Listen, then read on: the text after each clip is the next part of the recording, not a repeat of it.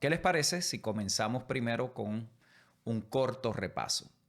Una de las cosas que vimos la semana pasada fue que Jesús comenzó y terminó su ministerio predicando sobre el reino de Dios, y su mensaje no se trataba de establecer una nueva religión, sino de introducir una realidad espiritual en la que el pueblo de Dios vive bajo su gobierno soberano.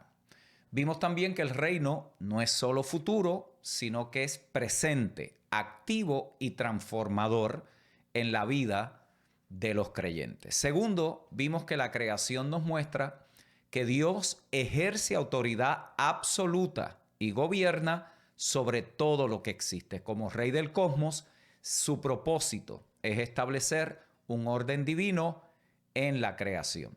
En ese orden, los seres humanos fueron creados a imagen y semejanza de Dios para reflejar su gobierno y ser administradores de su reino en la tierra. Y tercero, vimos que la salvación es restaurar la función original del ser humano de acuerdo con el propósito del diseño original de Dios.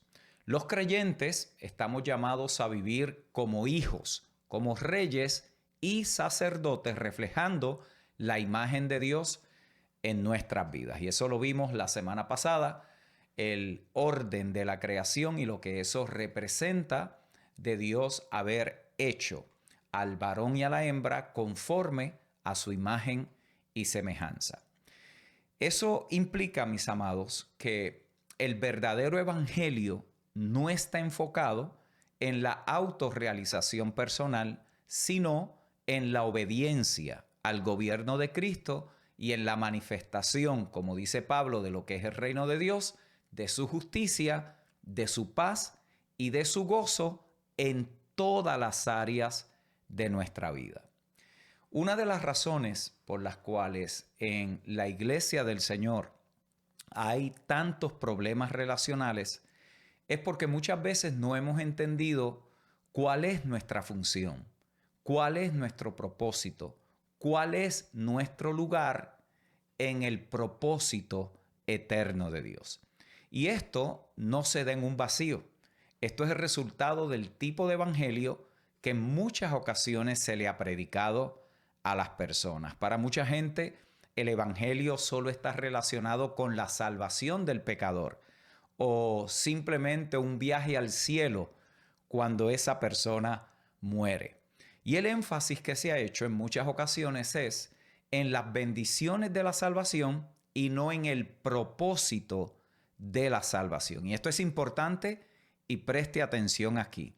Mucho del énfasis que se hace en la predicación del evangelio contemporáneo es en las bendiciones, los beneficios de la salvación y no en el propósito de la salvación. Cuando una persona ha sido expuesta por años, por décadas, o si lo único que conoce del evangelio es ese tipo de predicación, la persona va a tener una cantidad de deficiencias en su desarrollo y en su formación en Cristo. ¿Por qué? Porque ese tipo de evangelio es peligroso. ¿Y por qué es peligroso? Bueno, ahí en su guía de estudio. Número 1, porque el mensaje de la cruz está ausente. Sin la predicación de la cruz, los creyentes siempre van a tratar de vivir, de servirle al Señor en la fuerza de su propia carne. Esto Pablo lo trabaja en Romanos 6, que es un verso, un capítulo, mejor dicho, que todos debemos de leer continuamente y frecuentemente. Lo dice también en Gálatas capítulo 19, capítulo 2, verso 19 al 20, y son porciones de la Escritura que podemos citar en las cuales Pablo le estaba enseñando a las iglesias que estaban allí establecidas en el Señor lo que estaba relacionado a la aplicación de la cruz a la carne. Por lo tanto, un evangelio sin cruz es un evangelio peligroso. Pero otro peligro de este tipo de evangelio es que se alimenta el egocentrismo. Si el mensaje del evangelio que nosotros escuchamos y o predicamos es que tú puedes llegar a ser todo lo que tú desees ser, entonces Cristo murió solamente para que tú logres todos tus sueños y no para restaurarnos a la condición o a la intención original del Padre. La realidad es que no todos nuestros sueños y deseos son de Dios o están fundamentados, establecidos en su propósito. A mí me gustaría cantar. El tema es si ustedes estarían dispuestos a escucharme. ¿Ves? Son dos cosas totalmente diferentes. Eso significa que tenemos limitaciones de talentos, tenemos limitaciones de capacidades, tenemos limitaciones de recursos, tenemos limitaciones en muchas y en una gran cantidad de áreas de nuestra vida, porque esto está diseñado para que seamos interdependientes los unos de los otros y podamos así, como cuerpo, como iglesia, como familia, cumplir el propósito de Dios. Cuando le decimos a la gente que pueden ser lo que ellos quieran ser, en muchas ocasiones los estamos preparando para la desilusión, especialmente cuando ese deseo, ese anhelo del corazón no está fundamentado y arraigado en el Señor. La tercera cosa que es un peligro de este tipo de evangelio es que el pecado se trata livianamente. Desafortunadamente, esto causa y le da a los creyentes la impresión de que vivir una vida santa es intrascendente, que no tiene sentido, que no tiene ningún tipo de propósito, que no tiene ninguna razón. Y eso es peligroso, porque cuando el pecado se trata de una manera liviana, estamos menospreciando lo que pasó en la cruz. Estamos subestimando la obra de la cruz. Por lo tanto, el evangelio de autorrealización personal lo que hace es que considera superficialmente, si acaso, los asuntos y el tema relacionado con el pecado. Otro peligro de este evangelio es que la finalidad de ese tipo de evangelio es la felicidad. Y mucha gente se congrega ¿para qué? Para ver cómo Dios lo hace feliz, a ver cómo logran alcanzar esa felicidad que parece que es tan efusiva, que nunca la alcanzan. Pero mis amados, la felicidad no es la prioridad principal de Dios para nosotros en esta vida. Nuestro llamado es mucho más elevado que eso. El llamado a todo ser humano es llegarlo a conocer a Él y obedecerle. No buscar una vida de autorrealización y placer. Y esto Pablo lo presentó de una manera magistral en Filipenses capítulo 3, verso 3 al 12. Otro peligro de este tipo de evangelio es que es individualista. Y usted va a notar, mis amados, que en las Escrituras no existe tal cosa como una visión, misión, propósito y destino terrenal individual.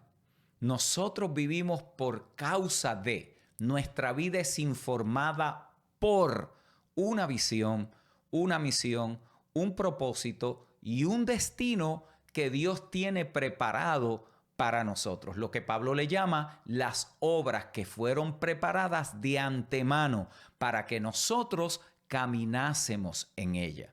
Por lo tanto, nuestra vida se informa desde allí. Y es desde esa perspectiva que nosotros entonces desarrollamos una visión de vida, una misión de vida, un propósito de vida y una razón por la cual estamos aquí en el planeta. Lo mismo sucede con la iglesia como cuerpo y familia de Dios en la tierra. Todo lo que nosotros hacemos debe de estar relacionado a otras personas. ¿Por qué? Porque somos el cuerpo mismo de Cristo en la tierra. Su ministerio se ejerce a través de nosotros. Su vida se expresa a través de la nuestra. Su naturaleza es vista en nuestro comportamiento. Por lo tanto, esto no es un asunto de que cada uno logre lo que se ha propuesto. Es que el Señor logre en nosotros lo que Él quiere hacer en nuestra vida.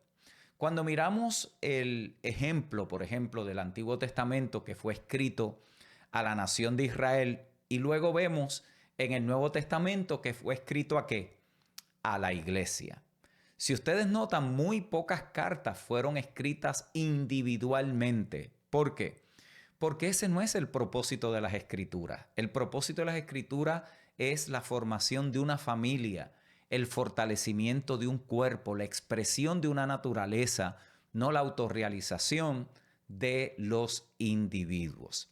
Por eso es que la mayoría de las promesas y pasajes no pueden ser interpretados y aplicados apropiadamente fuera del contexto de estas dos entidades, Israel y la iglesia. Yo no puedo tomar algo que se le dice a la iglesia, no, esto es para mí nada más. No, eso es imposible. Eso es para la familia, es para el cuerpo. Y cuando nosotros lo asimilamos como parte del cuerpo, sabemos que mucho de lo que allí está escrito no tiene realización fuera del cuerpo. ¿Por qué? Porque es dado al cuerpo.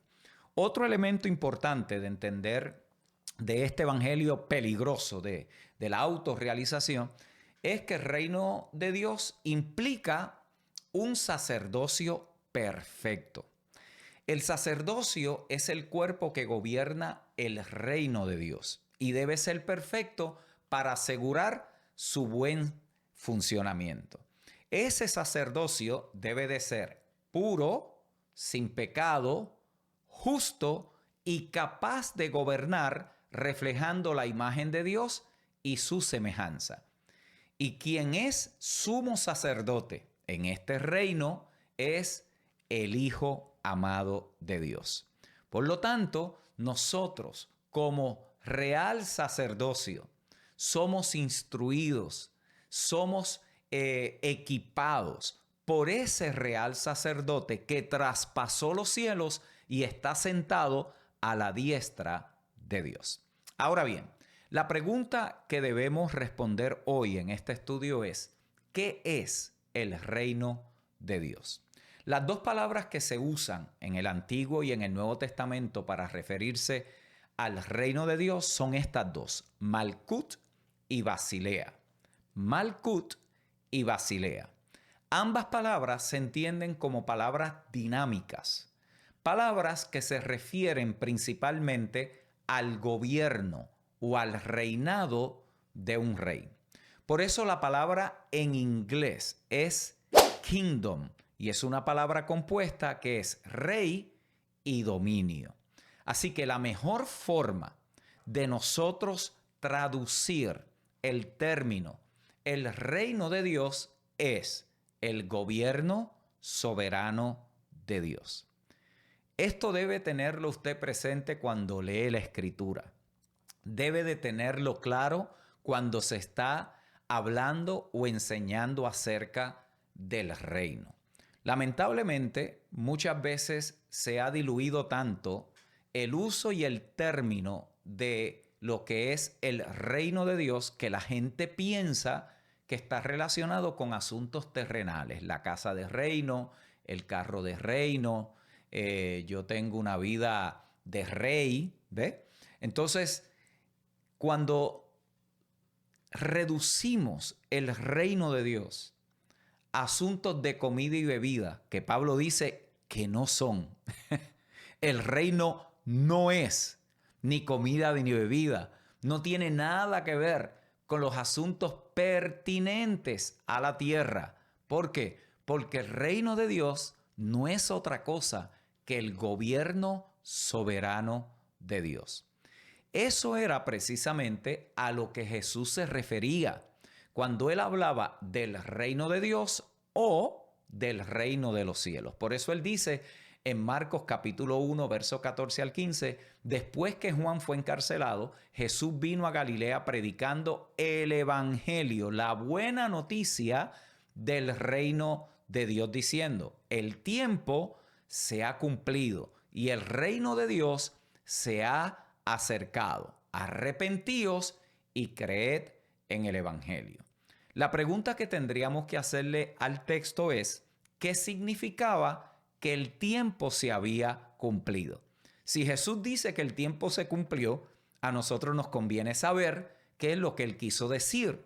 Porque si el tiempo se cumplió, entonces eso debe de dejarnos saber a nosotros algo que ya ha sucedido, que ya pasó, porque se cumplió. No que se cumplirá, se cumplió. ¿Qué se cumplió de acuerdo a lo que Jesús está diciendo? Número uno, se cumplieron las promesas. Se cumplieron las promesas del Antiguo Testamento. Segundo, en la venida de Jesús, Satanás fue derrotado, destruido, incapacitado. Tercero, la resurrección de los muertos ha comenzado. Cuarto, se ha inaugurado un nuevo pacto. Quinto, el Espíritu prometido ha venido como los profetas lo profetizaron. Así que tenemos allí, mis amados hermanos, 5 promesas cumplidas.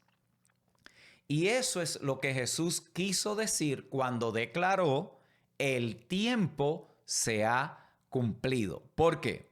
Porque hasta ese momento aquello había sido profetizado.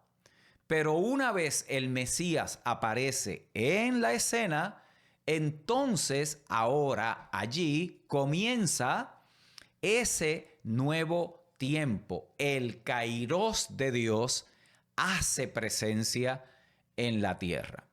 Así que es como decir que el reino está ya realizado en la historia. Y esta es la razón de por qué el reino de Dios es presente en ese sentido.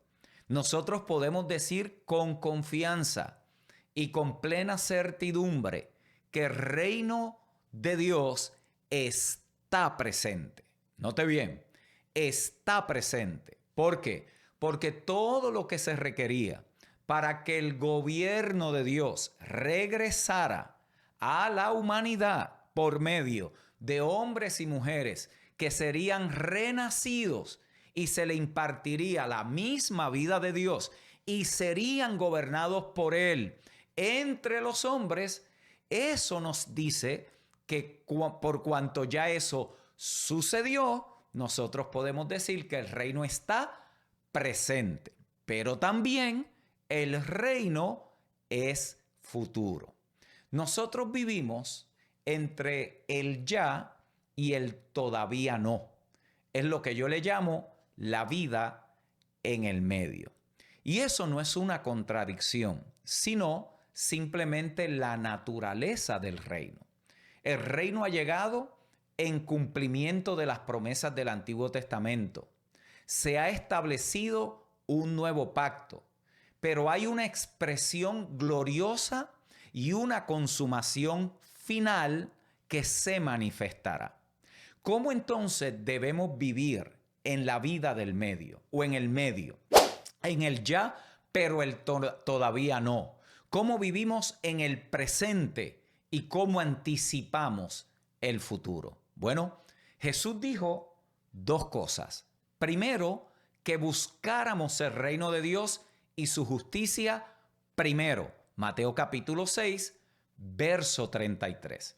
Y segundo, que debemos ser buenos y fieles mayordomos de lo que se nos ha confiado. Eso está en Lucas capítulo 19, verso 11 al 27. Debemos entonces de tener mucho cuidado del peligro de enfatizar un aspecto del reino a expensas del otro. Eso sucede con cualquier doctrina. Eso no pasa solamente con la enseñanza del reino. Sucede con cualquier doctrina, ya sea con la obra consumada de Cristo y no que el creyente participa en esa obra de santificación. Ya sea que el creyente está completo en Cristo, pero a la misma vez está siendo perfeccionado. Por lo tanto, tenemos que mantener ese orden correcto. ¿Por qué? Porque un énfasis desbalanceado en el ya que enfatice solamente milagros, sanidad, victoria sobre el pecado, los dones de Dios dados a su iglesia, pero que ignora el todavía no, puede conducir a un triunfalismo optimista que lo que resulta es en desilusión. ¿Por qué? Porque se va a dar con 1000 situaciones en el planeta que van a ser completamente contradictorias a eso que la persona está diciendo. Por lo tanto, tenemos que mantener el balance. Por el otro lado, un énfasis unilateral en el todavía no, lo que lleva a las personas es al derrotismo y a la desesperación en esta vida y descuidan el vivir una vida que agrade al Señor. ¿Por qué? Porque ahora esta persona siempre está mirando a ver que algún día llegue, que esto se acabe, que Cristo acabe de venir, que a ver si me muero para entrar al cielo para no estar pasando por estas dificultades. Y cuando venimos a ver la persona que no disfruta el reino de Dios presente y activo, transformando su vida por medio de la obra del Espíritu. Por lo tanto, la persona puede llegar a estar viviendo en un estado de desesperación por causa de ese énfasis continuo acerca del futuro. Esto significa entonces que vivimos en una tensión. Lo que ya está realizado y lo recibimos como una realidad presente, y lo que no se ha manifestado, pero que tendrá su plena manifestación en la consumación de los tiempos. Pablo, hablándole a los corintios, le dice, esto es una de las declaraciones más fuertes que usted va a encontrar en el Nuevo Testamento: el que no amare al Señor Jesucristo sea anatema. Y luego dice, el Señor viene. La palabra que Pablo usa para la declaración el Señor viene es la palabra maranata. Es un término que surge del arameo y combina dos palabras, marán, que significa Señor, y atá, que significa ha venido, viene o vendrá. Se lo coloqué, creo, que allí en su guía de estudio para que lo tengan como referencia. La traducción entonces más aceptada por los estudiosos de esta materia de los lenguajes, que es que maranata significa el Señor viene o nuestro Señor ha venido. Lo que le da el significado es el contexto y cuándo se usa. Por lo tanto, el arameo era una lengua común en el tiempo de Jesús y los primeros creyentes, especialmente en Palestina y Siria, ese era el lenguaje que se hablaba. Y los primeros creyentes utilizaron esta palabra para expresar que su esperanza en las dos cosas, en que Cristo había venido y que también iba a regresar. Note bien, todo dependía del contexto en el cual ellos lo estaban diciendo. Por lo tanto, maranata se usaba en ocasiones para un saludo entre los primeros creyentes, especialmente en tiempos intensos de persecución. ¿Por qué? Porque al pronunciar la palabra se estaban recordando mutuamente que a pesar de las dificultades, ya Cristo había venido, pero también vivían con la esperanza de que su reino sería definitivamente establecido. Por lo tanto, la palabra maranata tiene implicaciones profundas para la iglesia. Primero, porque es una declaración de fe en la primera venida de Cristo. Cuando decimos maranata, los creyentes del primer siglo estaban afirmando que el Mesías ya había venido en la persona de Jesús de Nazaret. ¿Y qué significaba esto para los primeros oyentes? Que todas las promesas habían sido cumplidas. Segundo, cuando ellos hablaban esta palabra, también era una expresión de esperanza en la segunda venida de Cristo. Y esta palabra también refleja que la expectativa, la expectativa de que ese reino de justicia y de paz no solamente gobernaría a aquellos que lo reciben, sino que iba a ser también el orden establecido en la consumación de los tiempos en el planeta. Por lo tanto, es una oración, es un anhelo, es un deseo de que suceda. Tercero, era una advertencia de juicio. Y ese es el contexto en que Pablo usa Maranata. Él lo usa como una advertencia. Por eso él dice que aquellos que no aman al Señor sean anatema. Esa palabra significa malditos o apartados de Dios.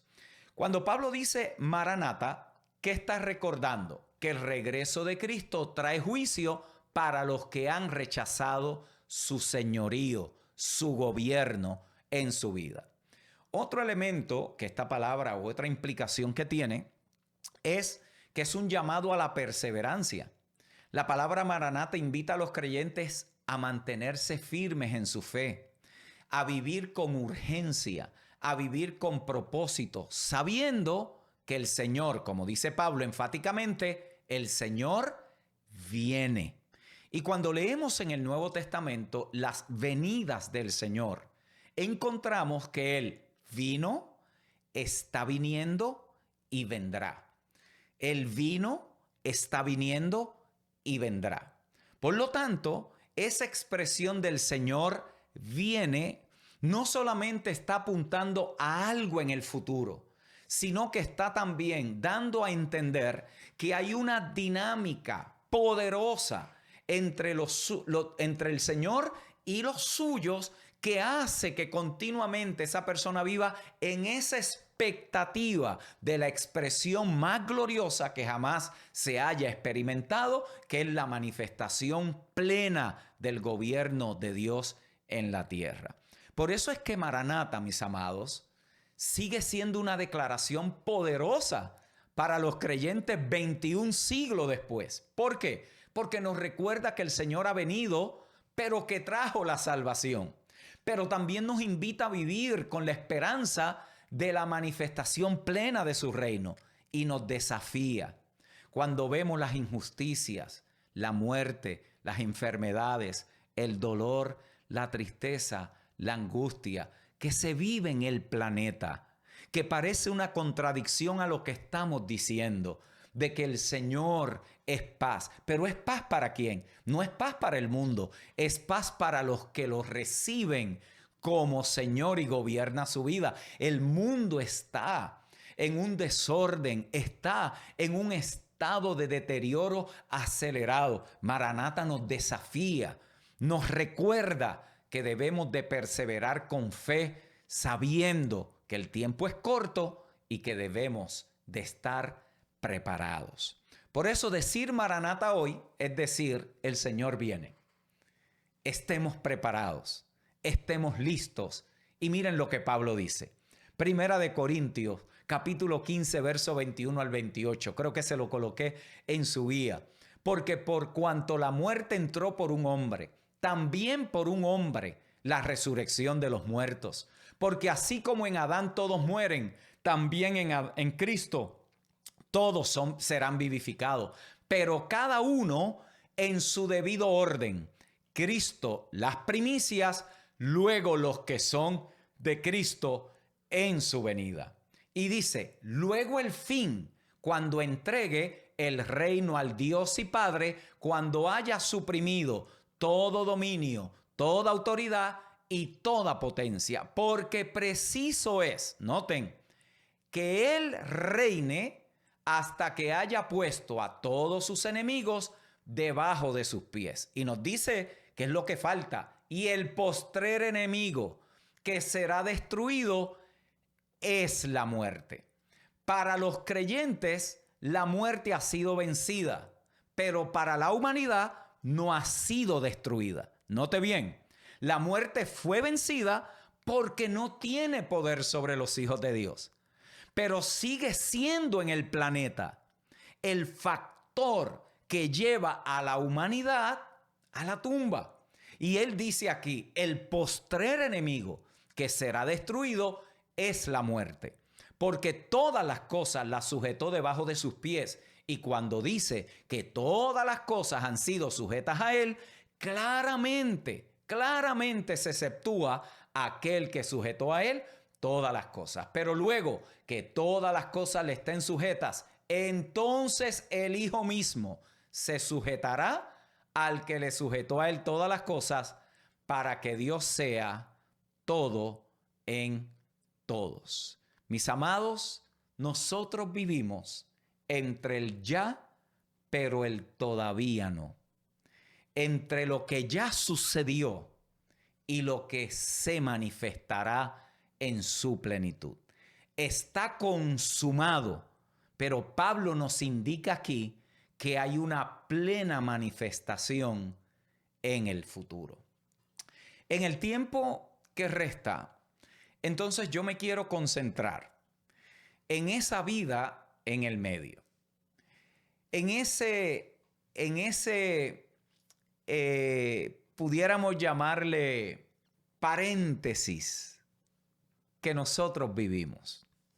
Jesús en el capítulo 6, verso 33 del Evangelio según Mateo, dice: busquen el reino de Dios por encima de todo lo demás y lleven una vida justa, y Él les dará todo lo que necesiten. Así lo dice la Nueva Traducción Viviente. Pero mire cómo lo dice la Reina Valera, que probablemente es la que más usted tiene allí como referencia. Dice: mas buscad primeramente el reino de Dios y su justicia, y todas estas cosas os serán añadidas.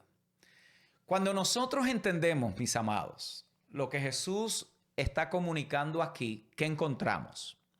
Que el reino de Dios provee un entendimiento holístico, más bien completo, de la salvación, incluyendo no solo de lo que somos salvos, sino para qué somos salvos. Así que este principio es importante tenerlo claro. ¿Por qué? Porque somos salvos de la muerte para recibir su vida. Sigan este orden de ideas. Somos salvos de la muerte para recibir su vida.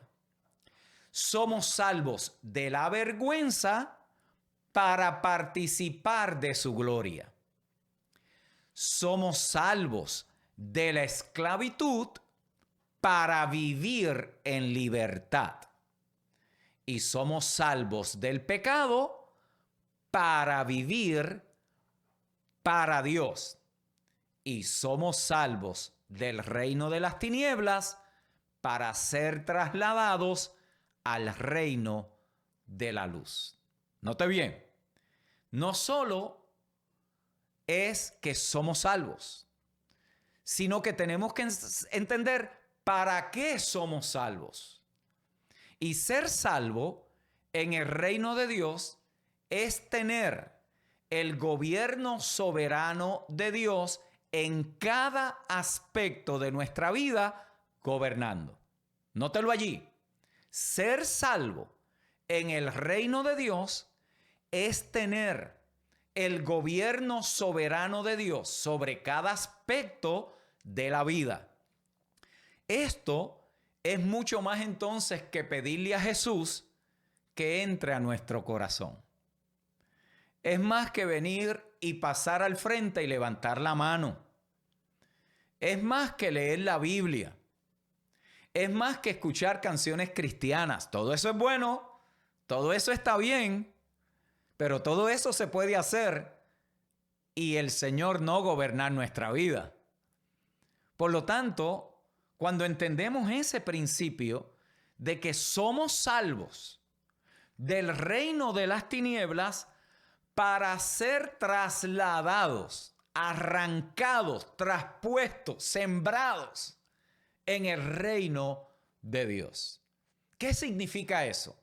Significa que ahora tenemos una nueva vida, tenemos una nueva identidad y tenemos un nuevo gobierno. Esas son 3 buenas palabras para que usted me ayude ahí donde está y las repita conmigo. Diga conmigo, yo tengo una nueva vida, yo tengo una nueva identidad y yo vivo bajo un nuevo gobierno. Ojo con eso.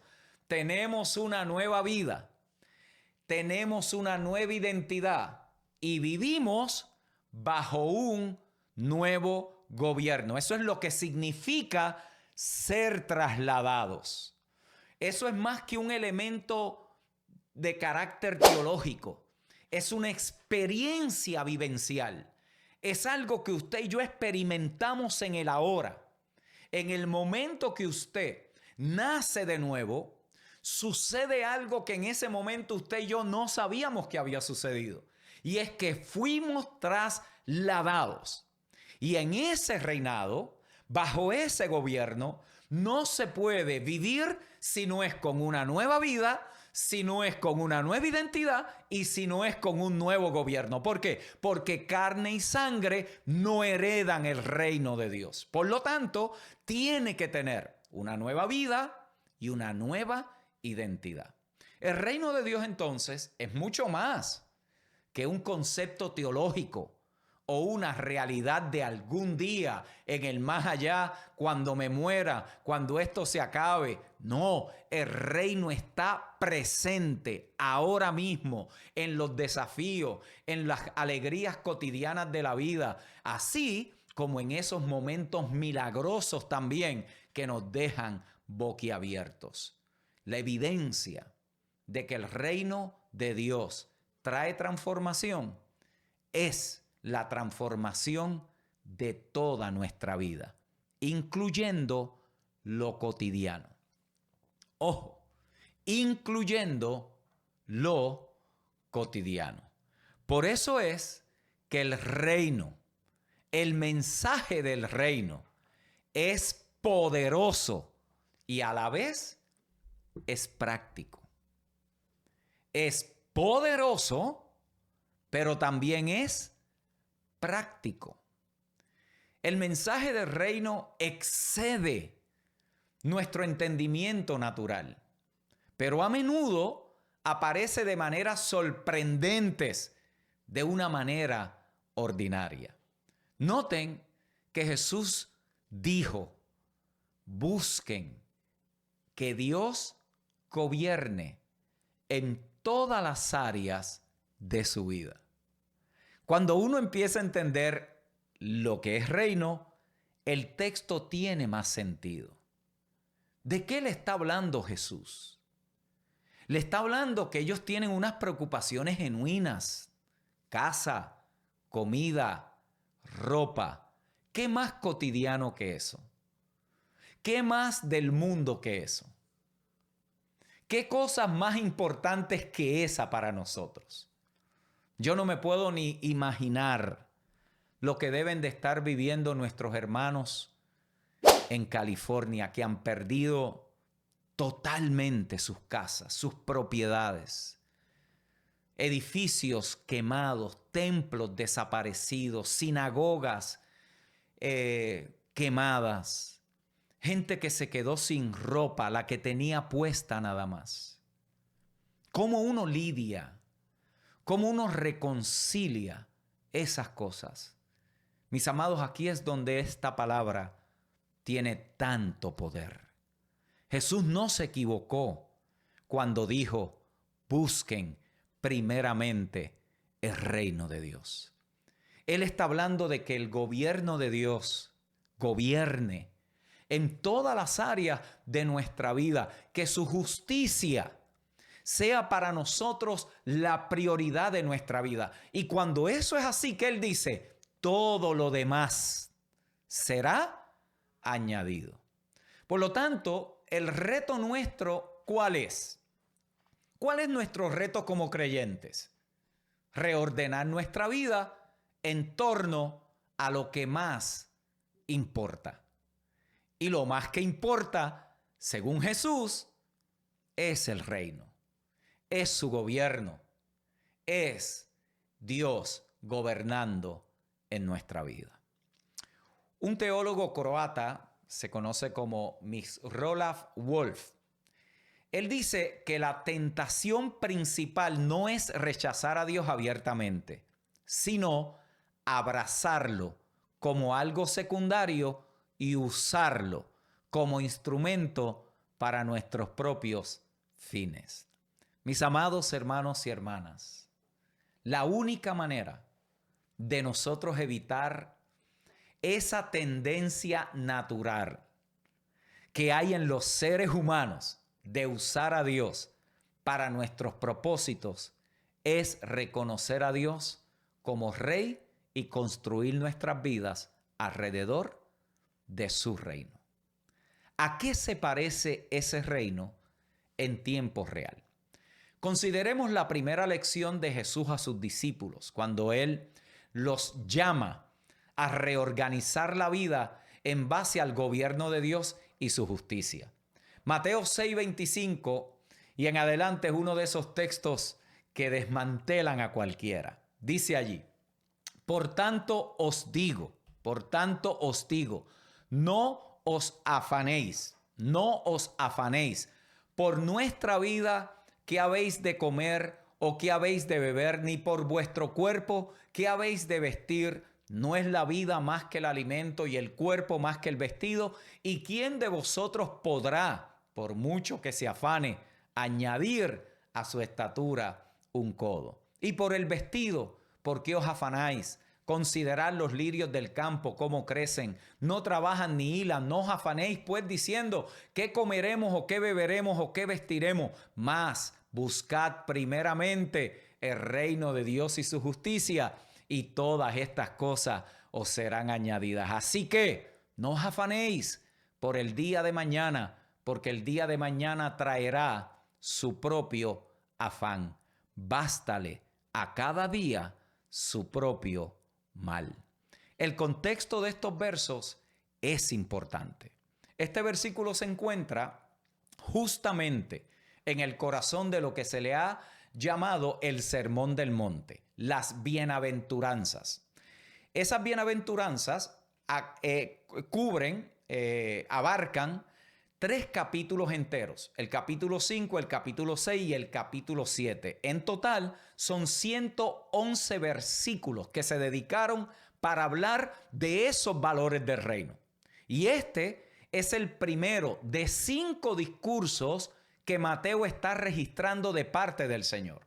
Van a darse cuenta cuando lean esos versos y esos capítulos que lo que está aquí fue dado principalmente a sus discípulos, no a la multitud. Era Jesús enseñándole a sus discípulos cómo el gobierno de Dios iba a estar presente en los asuntos cotidianos de la vida, en el tema de las cosas más comunes, como la comida, como el techo, como la ropa.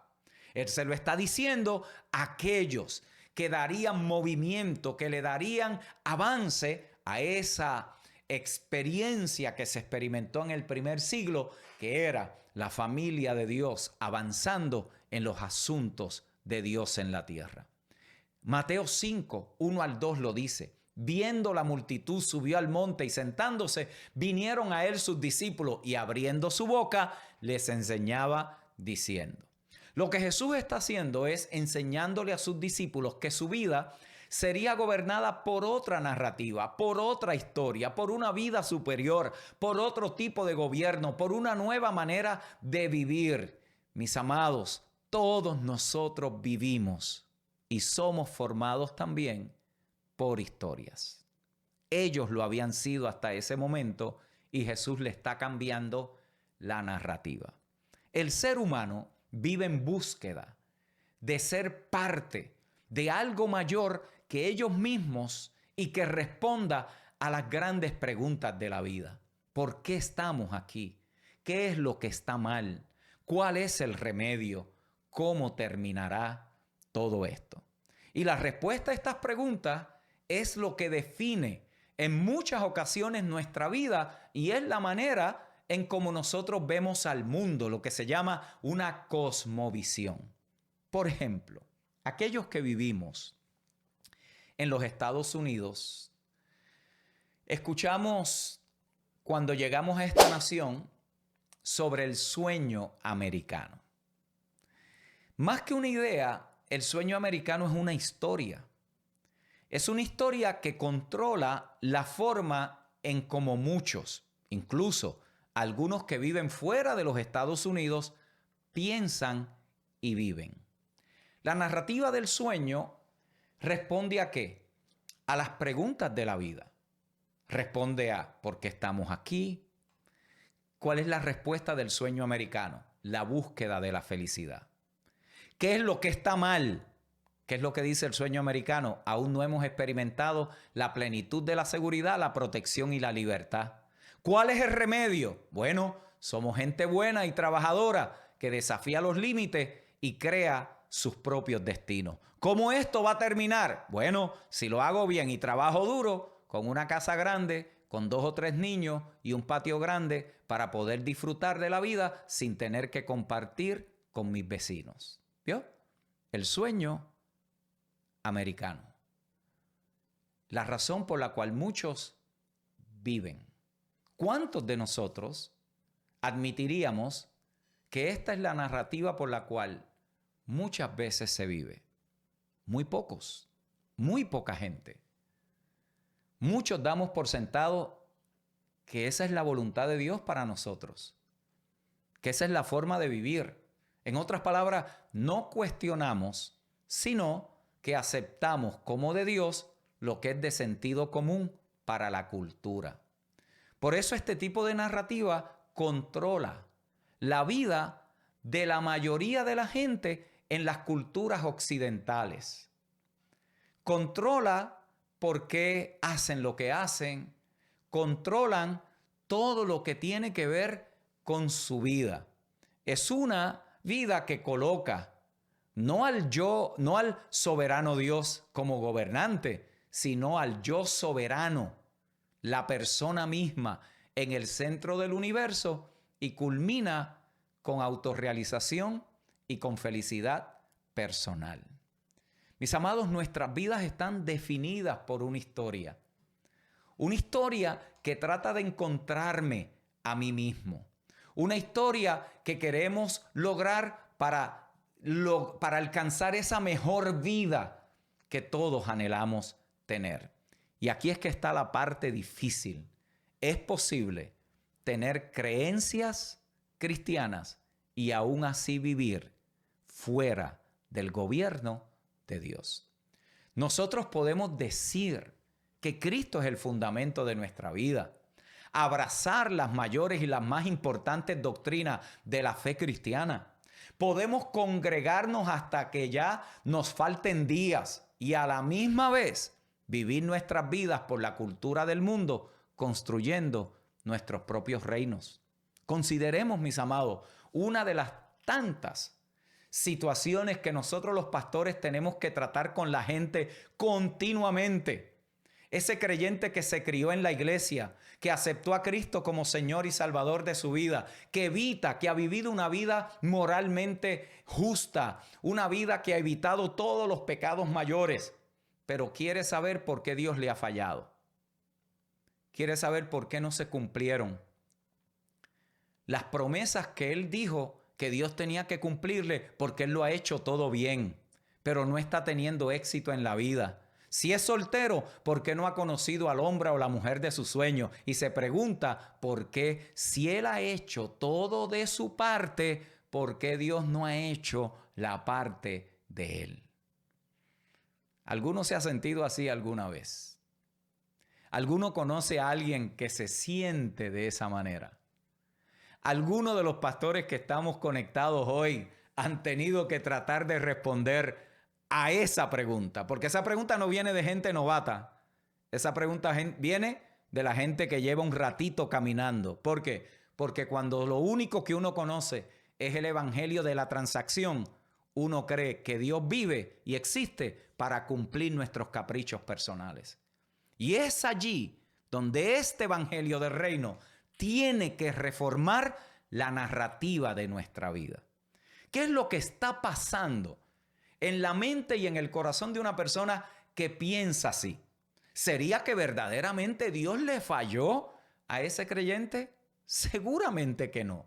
Lo que sucedió es que ese creyente ha sido secuestrado por una narrativa diferente, una versión secularizada del sueño americano que promete que fama por el trabajo duro y bendición material por el enfoque espiritual. En otras palabras, si te enfocas en lo de Dios, vas a tener la casa que siempre has querido, vas a tener el carro de tu sueño, vas a tener los 3 hijos que nunca se van a apartar del Señor, vas a vivir una vida cómoda, no te vas a enfermar.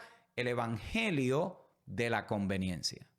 Y es allí donde tantos creyentes comienzan a escuchar eso desde temprano en su caminar de fe y terminan desilusionados porque creen que Dios les falló. Es esta idea de que si trabajo duro, debo prosperar y si soy bueno, Dios me bendecirá. Mis amados, muchos creyentes viven hoy, lamentablemente, secuestrados por la cultura del mundo y lo que es peor es que han aprendido a bautizar todo eso con la jerga cristiana. Lo que es complicado es que 2 o 3 textos fuera de contexto le hacen creer a la gente cualquier cosa que ellos quieran creer. ¿Qué necesitamos? ¿Qué necesitamos? Necesitamos entonces algo más que creencias correctas, con un poquito de moralidad y de textos bíblicos mezclados. Necesitamos una narrativa más poderosa. Necesitamos una narrativa transformadora. Necesitamos algo que informe nuestra vida desde una perspectiva diferente. Y eso es exactamente lo que Jesús le presenta a sus discípulos cuando le dice: busquen el reino de Dios. ¿Por qué? Porque la narrativa del reino responde a las preguntas de la vida. ¿Por qué estamos aquí? Para cumplir con la agenda del reino.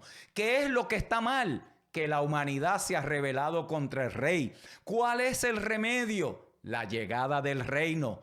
¿Cómo terminará todo esto? Con la manifestación plena del reino de nuestro bendito Señor y Salvador Jesucristo. Marcos capítulo 1, versos 14 y 15. Después que Juan fue encarcelado, Jesús vino a Galilea predicando el evangelio del reino de Dios, diciendo: el tiempo se ha cumplido y el reino de Dios se ha acercado. Arrepentíos, cambiar la manera de entender, la manera de acercarse a los asuntos de la vida, la manera en cómo procesan pensamientos, la manera en cómo llegan a conclusiones, la manera en cómo viven. Arrepentíos y creer al evangelio. ¿Y cuál es el evangelio que él acaba de decir? El evangelio del reino de Dios. La implicación de lo que le dijo Jesús a sus discípulos es que por cuanto el gobierno soberano de Dios se ha manifestado, para los que reciben la vida del rey y participan de su naturaleza, en otras palabras, nacen de arriba, nacen de Dios, nacen de nuevo, toda su vida tiene que ser deliberadamente ordenada en base a ese nuevo gobierno. Todos los principios del gobierno soberano de Dios entonces son ¿qué? Intensamente prácticos. Esto es más que una posición teológica o un principio hermenéutico. Vivir bajo el gobierno de Dios es reordenar nuestra vida bajo su señorío y comenzar a responder las preguntas: ¿dónde viviremos? ¿Qué clase de hogar tendremos? ¿Cómo criaremos a nuestros hijos? ¿Cómo trataremos nuestro cuerpo?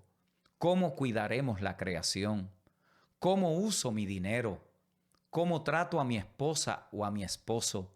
¿Cómo le sirvo a mis hermanos en la fe?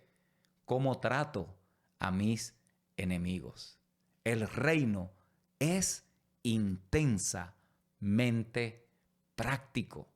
Son preguntas que tienen que ver con la existencia de nosotros en el planeta, pero gobernados por una realidad superior espiritual. Por eso todo debe ser ordenado y reordenado según este principio. Lo que importa y gobierna, y con relación a lo cual todo tiene que ser ordenado, es de qué manera lo que estoy haciendo, donde estoy enfocado, lo que quiero lograr, sirve a los intereses del gobierno soberano de Dios. Ponga eso en primer lugar. Ponga como prioridad el reino de Dios, entiéndase, el gobierno de Dios en tu casa, en tus hijos, en tu empresa, en el ministerio, en la crianza, en los planes, en la universidad, en la escuela superior. Pon el reino de Dios allí, el gobierno de Dios en esa área, y vas a escapar muchas tragedias en la vida. Vas a escapar de muchas desilusiones innecesarias. ¿De qué sirve una casa bonita y grande, pero que esté totalmente desalineada del gobierno de Dios para los que la viven? ¿De qué sirve el carro de último modelo si el que va dentro siempre está en ansiedad? ¿De qué sirve el subir la escalera del éxito y nos reconozcan y nos aplaudan, pero nuestros hijos no nos conocen? ¿De qué sirve que sea el gobierno de Dios, mis amados? Porque lamentablemente, cuando nos vamos tras otras cosas, lo que parecía en una bendición se llega a convertir en un obstáculo y en una limitación. Y es aquí donde tantos creyentes han tenido tantas pérdidas en el Señor. Han perdido momentum, avance, crecimiento, desarrollo. Se han desenfocado de lo que debe de ser prioridad en sus vidas. Hay decisiones, mis amados, que a veces parecen que son una bendición, pero cuando las sumas, te alejan, te apartan, te desconectan, te divorcian del gobierno de Dios en tu vida. Por lo tanto, tenemos que ser cuidadosos cuando tomamos decisiones. Mis amados, es un asunto serio. Es un asunto que requiere diligencia, que requiere vigilancia, que requiere firmeza. Como ya les dije, el reino de Dios no es pasivo, no sucede automáticamente. El problema de mucha gente es que tiene la teología correcta y la doctrina equivocada. Conoce el texto, pero encarnar el texto es una vivencia. Y a eso es a lo que los apóstoles le llamaban doctrina. Doctrina es la instrucción que informa la vida y la transforma. Por lo tanto, busquemos el reino. Busquemos el reino. ¿Qué significa? Significa que siempre queremos tener como prioridad que el Señor gobierne en todos los asuntos de nuestra vida. Eso no cambia después de la cruz. Eso no cambia después de la resurrección. Es la continua, el continuo movimiento de los santos a querer ser formados por una nueva narrativa. Nuestra vida se informa y es transformada por el reino del amado Hijo de Dios, al cual fuimos trasladados. Y siendo trasladados allí, ese reino, dice el escritor de Hebreo, es inconmovible. Quiere decir que todos los otros reinos son movibles y este reino es inconmovible. Y aquí comenzará la lección de la próxima semana. ¿Qué hace que este reino sea inconmovible. Porque si yo voy a informar mi vida y quiero que el reino me transforme, me gobierne la realidad de Dios en todos los asuntos de mi vida, yo quiero asegurarme de que eso sea inconmovible. Y es lo que es. Por cuanto hemos recibido un reino inconmovible, sirvamos a Dios con gratitud y con temor reverente. ¡Wow! ¡Qué exhortación más gloriosa!